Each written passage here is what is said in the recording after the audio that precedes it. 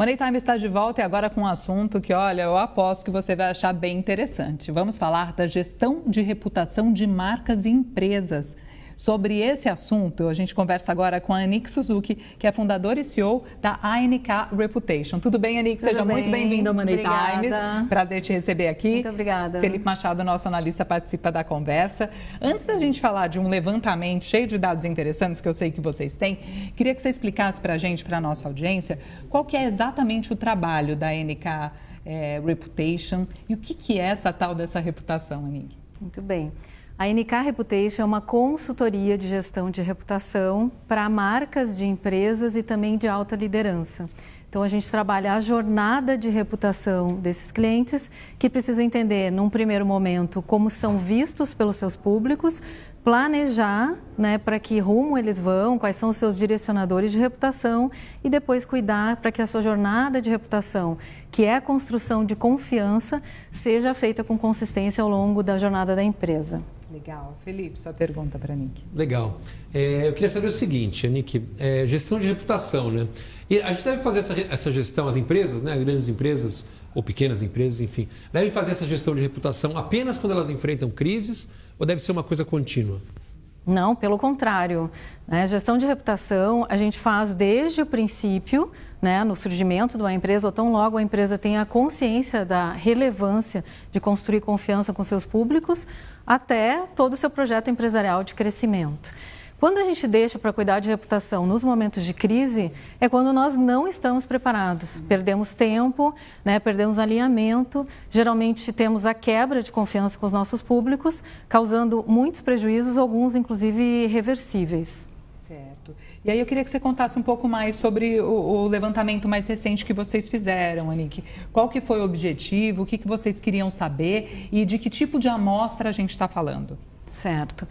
Nós estávamos querendo muito fazer uma escuta qualificada, dirigida para a alta liderança das empresas, para entender como que esses movimentos tão rápidos de transformação a que estão sendo exigidas as empresas repercutem nas estratégias empresariais e na condução da alta liderança.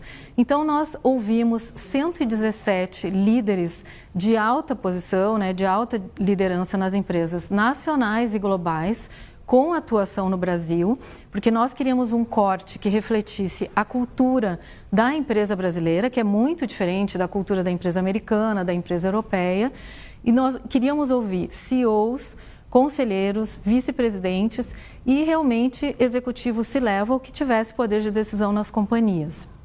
A pergunta foi: qual será a tua prioridade em 2025, Então, eles listaram 10 prioridades e nós recebemos, como resposta, a descoberta de que desenvolvimento de pessoas, retenção de talentos e sucessão foi disparado a maior preocupação e a principal prioridade desses líderes, com 68%.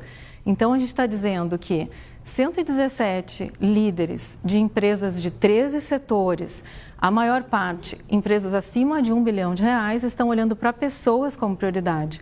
E, na sequência, atualização tecnológica, transformação digital e reputação e marca. Olha que curioso isso, Porque a gente fala muito aqui sobre transformação digital, sobre inteligência artificial, sobre novas tecnologias e surpreende até, Annick, que esse olhar para as pessoas esteja à frente. A que você atribui isso? É verdade, Natália. Assim, eu confesso que nós nos surpreendemos. Nós imaginávamos, pela nossa experiência no dia a dia com as empresas, de que a transformação digital e a atualização tecnológica, assim como inovação, preservação de competitividade, que são temas muito caros para as empresas hoje, que elas viriam no topo da lista de prioridades. E veio pessoas.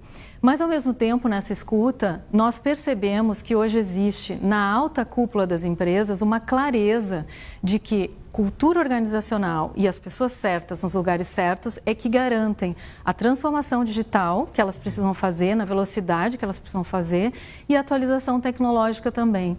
E tem um outro dado que esse sim não nos surpreendeu tanto, porque nós temos observado essa mudança dentro das empresas nos últimos anos, é que reputação, a preocupação com construção de reputação forte aparece vinculado a esses três temas, Então, uma empresa que não tem reputação forte forte, que não está cuidando de maneira profissional da sua reputação, entendendo que vai ser prejudicada no seu processo de atualização tecnológica, inovação, transformação digital e também para conseguir reter talentos e formar pessoas para esse momento tão desafiador, né, das relações de trabalho e da competição das empresas no mercado. Perfeito. Felipe. Não, muito interessante. Eu queria falar um pouquinho do outro lado, né? A gente viu essa importância da reputação para os líderes dessas empresas, como você bem trouxe, esse levantamento, mas eu queria saber, assim, da parte do público. Você conseguiu detectar, assim, como é que a reputação dessas empresas determina o sucesso dela em relação ao público? Em relação, por exemplo, ela pode ser um diferencial entre os concorrentes, por exemplo, entre empresas concorrentes?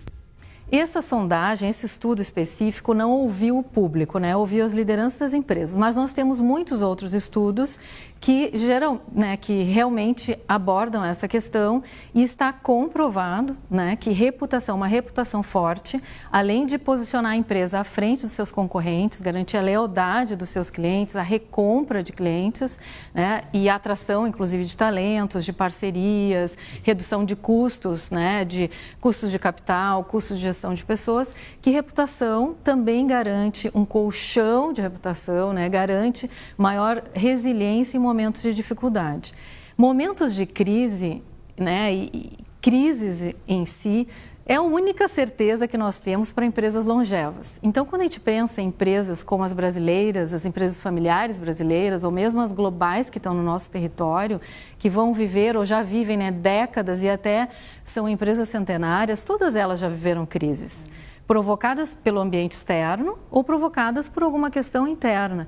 A diferença entre uma e outra não é não viver a crise, sim como ela vai superar essa crise, como ela vai mitigar essa crise. E reputação tem tudo a ver com isso, né? Construir confiança, credibilidade, admiração, para que em momentos de dificuldade ela consiga sair mais rápido e manter o seu vínculo de confiança com os públicos.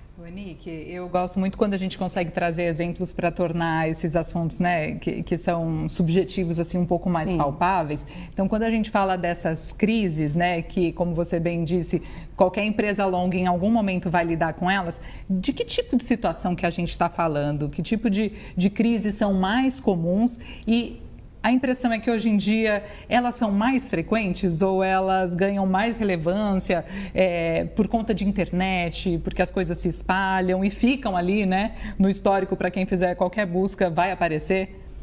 Essa percepção, Natália, é muito real, né? Hoje nós temos crises mais frequentes, mais duradouras e mais severas para as empresas. Porque antigamente eram algumas razões que provocavam as grandes crises com os grandes prejuízos, né?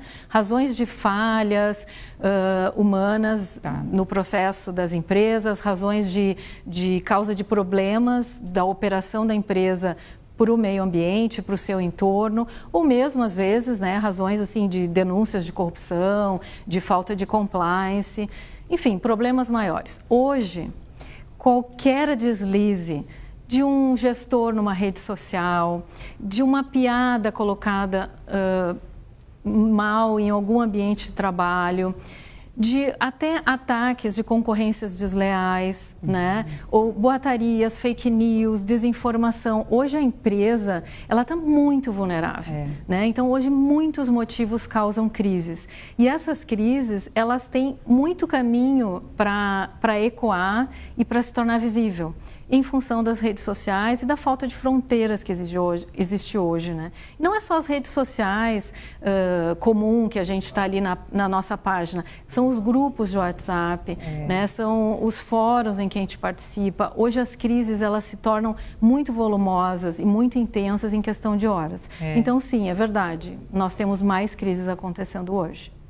Obrigada pelo esclarecimento. Felipe, sua pergunta. Nick, eu estava pensando aqui, uma coisa que me chamou a atenção no seu levantamento foi a questão da reputação em relação à sucessão dessas empresas.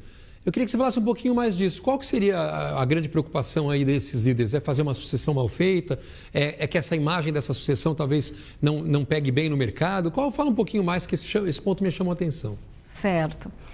As empresas estão muito pressionadas por mudanças no modelo de relações de trabalho, né? E muito pressionadas também, e tudo isso é um movimento pós-pandemia, por construção e fortalecimento de cultura organizacional.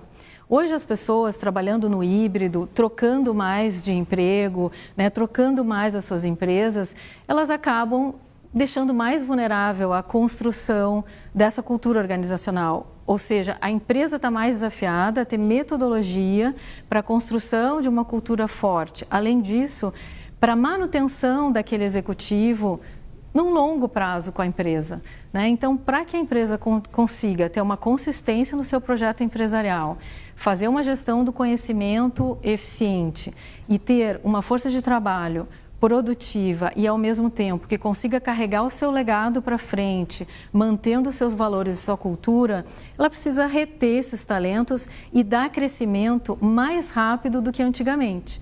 Era muito comum que os executivos ficassem 20, 30 anos numa empresa, entrassem como trainee, estagiário e se formassem lá e quem sabe chegasse a presidente. Hoje isso não é mais comum. Então, existe uma preocupação, nós não somos de RH, mas a gente acompanha muitos líderes de RH, existe uma preocupação em todos os níveis de ter sempre sucessores com disponibilidade, se não imediata, em pouco tempo, de assumir novas funções e novas responsabilidades. Então, o tema da sucessão empresarial apareceu muito forte. Legal, quero agradecer demais a participação aqui com a gente da Annick Suzuki, que é fundadora e CEO da ANK Reputation. Muito obrigada por compartilhar esse conhecimento aí.